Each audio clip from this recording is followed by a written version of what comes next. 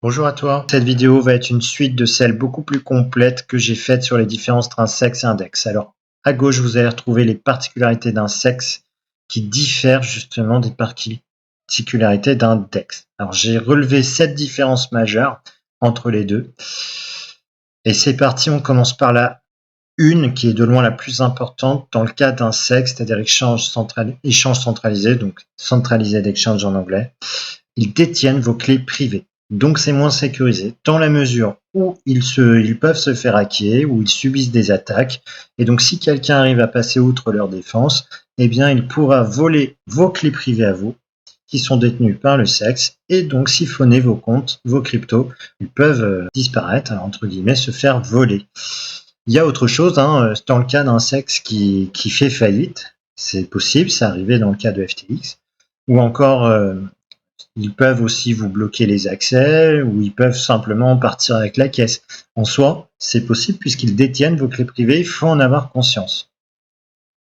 Alors ça ne veut pas dire que ça arrive souvent, ça n'arrive pas très souvent et ils vont peut-être être régularisés au fil du temps, donc ce sera de moins en moins possible à l'avenir. Mais en attendant, c'est pas encore très bien réglementé la crypto-monnaie et les échanges comme ça, donc attention, il y a quand même un risque. Là, c'est quelque chose qui ne peut pas arriver, par contre, dans le cas des DEX, donc échanges décentralisés, puisque eux ne détiennent pas vos clés privées. Donc même s'ils subissent des attaques, admettons que quelqu'un arrive à en passer outre les défenses d'un DEX, de toute façon, il ne pourra pas voler vos clés privées, puisque le DEX ne le détient pas. Donc, ils ne pourront pas voler vos actifs. Dans ce sens, c'est clair qu'un DEX est plus sûr. Ça implique par contre d'avoir un wallet personnel. Alors, il existe MetaMask qui permet de se connecter à des DEX. Est-ce que MetaMask c'est le plus sûr? Oui et non. On verra qu'il y a eu quelques problèmes de faille, mais dans le cas d'un Android et PC Windows, jamais eu de souci. Toutefois, si vous voulez encore plus sûr, il suffit d'avoir un hardware wallet. Les hardware wallets, pour faire simple, vos clés privées sont stockées hors ligne. Et très souvent, sous la forme d'une clé USB, vous verrez, il y a la clé Ledger, par exemple, qui est un hardware wallet. Alors, c'est un achat, ça vous permet de stocker physiquement vos clés privées et de façon hors ligne. C'est de loin actuellement la méthode la plus sûre que je connaisse de stocker vos crypto-monnaies en lieu sûr. Petit 2, frais de transaction souvent plus élevés dans le cas des sexes. Oui, contrairement aux DEX, les frais de transaction sont souvent peu élevés. Alors, je dis bien souvent parce que par moment, il y a eu le réseau Ethereum, par exemple, où les frais de transaction étaient quand même assez élevés. Mais il faut comprendre qu'en général, ce sera très peu élevé. Dans le cas de la BSC, par exemple, donc de la Binance Smart Chain, eh bien, c'est très peu élevé. Et c'est ce qu'on appelle payer des frais de gas. 3, limite de retrait. Et oui, très souvent dans les sexes, il y a une limite de retrait qui est imposée, ce qui fait que vous ne pouvez pas retirer vos actifs comme vous le souhaitez. Contrairement au DEX. Au DEX, on est non soumis à une limite de retrait, mais il y a un mais, en effet. Il peut y avoir un problème, c'est dans le cas où vous allez connecter votre wallet à un DEX, donc un échange décentralisé, et que celui-ci n'a pas la liquidité suffisante pour faire votre transaction, et à ce moment-là, la transaction ne pourra pas se faire. Donc vous ne pourrez pas transiter votre crypto comme vous le souhaitez ou faire un retrait. Alors pas de panique, il y a des solutions. Il s'agit de regarder, par exemple, si vous utilisez une crypto qui est référencée sur plusieurs DEX. Donc, vous regardez sur quels échanges la crypto-monnaie en question qui vous intéresse de faire un retrait ou une transaction, sur quels échanges elle est référencée.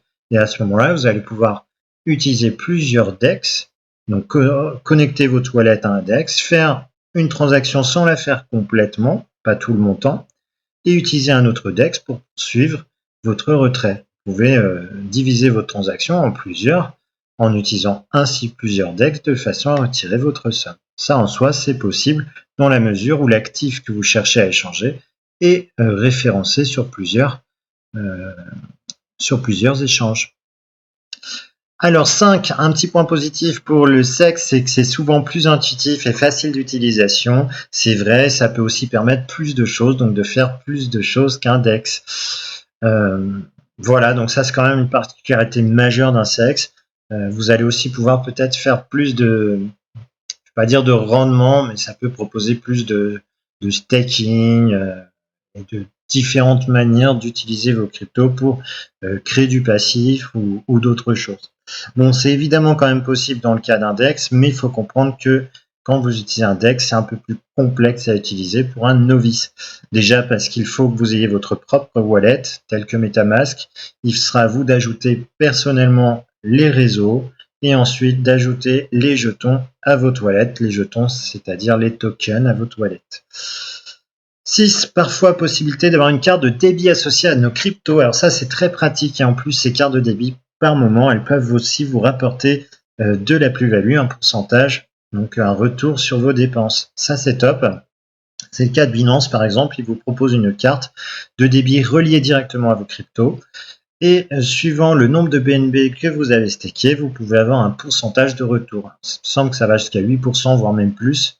Moi, j'ai 2% de retour parce que je stake un BNB. Donc, si au cours du mois, avant votre achat, vous avez un BNB de stacké, vous avez le droit à 2% de retour sur vos achats avec la carte de Binance. Donc, si vous achetez 100 euros, vous avez 2 euros qui reviennent sur votre compte. Alors, certainement sous la forme de crypto, je pense de BNB dans le cas de Binance. Alors, il y a d'autres plateformes qui proposent des cartes de débit. C'est possible, c'est pas toutes, mais c'est possible. Ce qui n'est évidemment pas possible dans le cas d'Index. Il n'y a pas de carte de débit, ils ne peuvent pas vous en proposer, puisque de toute façon, ils ne détiennent pas vos clés privées. Donc, ils n'ont pas accès à vos actifs et ils ne peuvent pas vous proposer du coup une carte de débit. 7. Besoin de déclarer l'ouverture de ses comptes à l'étranger aux impôts. En France, en tout cas, c'est sûr. Moi, je suis français, donc je sais ce qu'il en est pour le système français. Je ne vais pas parler pour les autres systèmes. Quoi qu'il en soit, oui, c'est des obligations. Ça veut dire qu'à chaque fois que vous utilisez un SEX, donc même si vous en utilisez plusieurs, Binance ou d'autres, vous allez devoir tous les déclarer individuellement en tant que compte ouvert à l'étranger d'actifs numériques. Ce qui n'est pas le cas dans le cas des DEX. Et c'est logique, puisque en effet, ils ne détiennent pas vos clés privées, vous n'avez pas de compte ouvert chez eux. Donc, pas besoin de déclarer les DEX aux impôts. Toutefois, ça pose la question, est-ce que vous avez créé un wallet personnel, donc un portefeuille personnel? Est-ce que ce portefeuille personnel, par exemple MetaMask, il faut le déclarer aux impôts? Eh bien, là, c'est la partie où moi, je maîtrise pas trop. Si quelqu'un sait, n'hésitez pas à le dire en commentaire. Selon mon avis, ça reste un avis, j'en suis pas sûr à 200%, mais je suis quasi sûr, on n'a pas besoin de déclarer MetaMask dans la mesure où c'est un wallet personnel décentralisé et je vois pas trop comment le déclarer puisque MetaMask en plus si on vous demande de le déclarer aux impôts, vous allez voir, vous allez devoir entrer l'adresse de l'entreprise qui gère vos actifs, donc de là où vous avez ouvert votre compte, etc. Et dans le cas de MetaMask, je sais même pas trop comment avoir ça puisque il n'y a pas. C'est un compte personnel.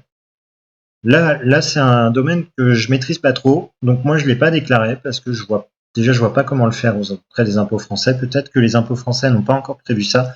Comme je le disais déjà dans d'autres vidéos, c'est pas encore bien régularisé le monde de la crypto-monnaie et les échanges, centralisés ou décentralisés. Donc c'est peut-être en cours, hein. Donc actuellement, pour moi, on ne déclare déjà pas les DEX, ça c'est logique, mais est-ce qu'on déclare notre wallet personnel? Bien, je ne pense pas. Même si par contre, vous allez devoir déclarer tous les retours sur investissement dès l'instant où vous convertissez dans une devise. Ça, c'est sûr. Mais est-ce qu'on doit déclarer l'ouverture du compte MetaMask? Ça, je ne pense pas. Mais encore une fois, n'hésitez pas à le dire en commentaire. Même moi, ça m'intéresse. J'en suis pas sûr, donc je préfère pas vous influencer là-dessus. Je veux pas être responsable de problèmes que vous pourriez rencontrer ensuite. C'est sûr en tout cas pour les sexes. Voilà, cette vidéo est terminée, elle se voulait très rapide. Si elle vous a plu, n'hésitez pas à lâcher un like ou à vous abonner, ça fait toujours plaisir. Merci de votre soutien et bien à vous et à bientôt.